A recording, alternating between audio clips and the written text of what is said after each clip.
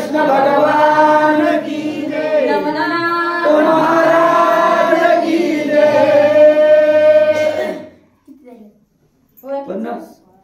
Junction नाही काहीच नाही ना 50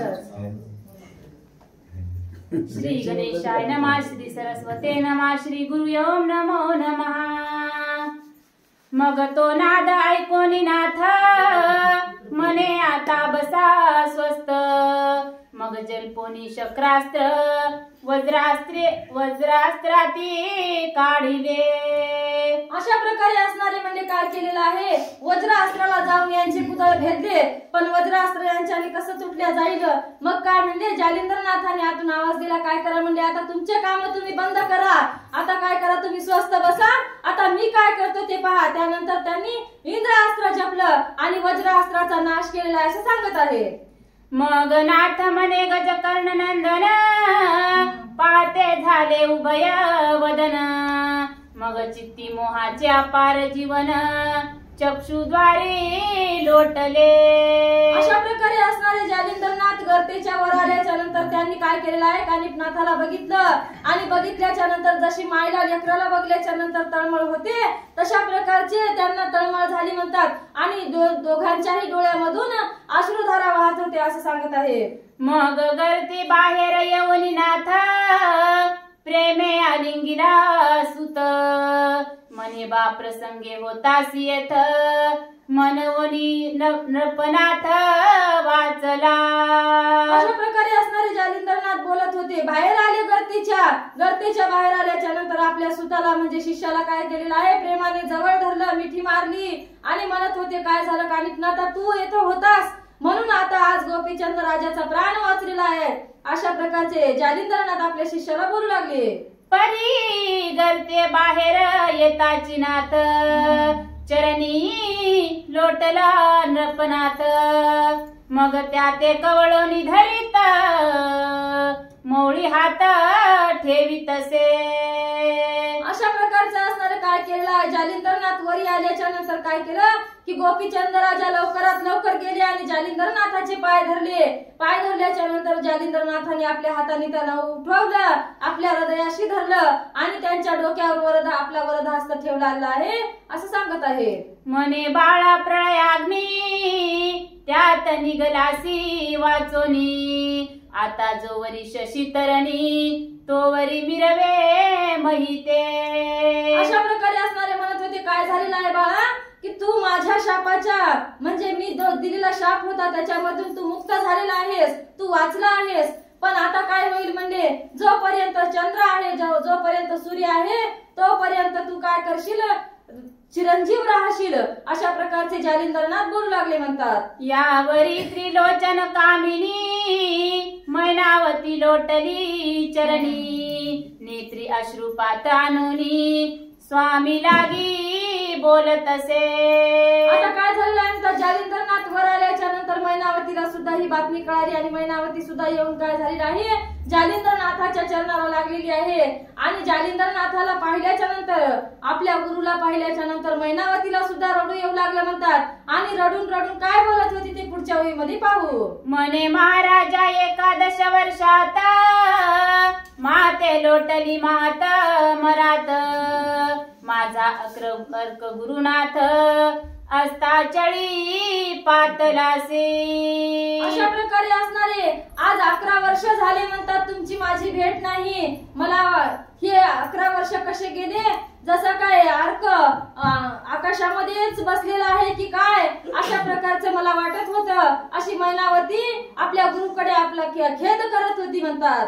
मित्र कुमुदिनी दिनवाणी, हुरहुर पाहे जैसी तरणी। की मम बाळकाची जननी, गेली कोठे कळेना। अशा प्रकारे असणारी म्हणजे मैनावती खूप आपल्या गुरुपाशी काय म्हणजे आपल्या मराठी भाषेत झालं तर उसरमा करीत होती की माझी लेकराची हरणी, दिवस रात्र मी तुमची वाट पाहत होते, पण माझी माय, माझी गुरुमाय मला सोडून कुठे बसली असेल, कुठे गेली असेल। अशा प्रकारची ती मैनावती आपल्या गुरुला बोलू लागली म्हणतात। की मम वसाची माऊली, कोणे राणी दूर गेली। समूळ वसाची आशा सांडिली,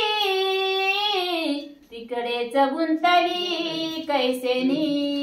अशा प्रकारे असणारी मैनावती किती खेद करत होती म्हणतात की एका वासराची माय एखाद्या रानामध्ये चरायला गेली, असं वाटत होतं की ती तिकडेच गुंतली, वासराला सोडून कशी राहत असेल अशा प्रकारचे मला वाटत होते. आणि माझी माय चरायला गेल्याच्या नंतर तिकडेच कशी राहिली, माझी कशी तिला आठवण झाली नाही, अशा प्रकारचं सुद्धा माझ्या मनाला वाटत होतं म्हणतात. का मामा चकोराचा उड गणपती कैसा पावला अस्तगती. की माझ्या चातकाचे अर्थी ओस घन पडियेला. सदा वाटी हुरहुर जीवा की लोभ्याचा चुकला द्रव्य ठेवा. की अंधाची शक्ती काठी टेकावा कोणे हरणी नेलीसे. अशा प्रकारे असणारी ती काय म्हणत होती की जशी आंधळ्याची काठी हिरावून नेवावी अशा प्रकारची माझी आई मला सोडून गेली होती, माझी आई कोणीतरी हिरावून नेली होती, अशा प्रकारची माझ्या मनाला हुरहुर वाटत होती, अशी मैनावती बोलू लागली. ऐसे एकादश संवत्सर मास गेले महाविकार. ऐसे बोलोनी नेत्रीपुर अश्रुघन वर्ततसे.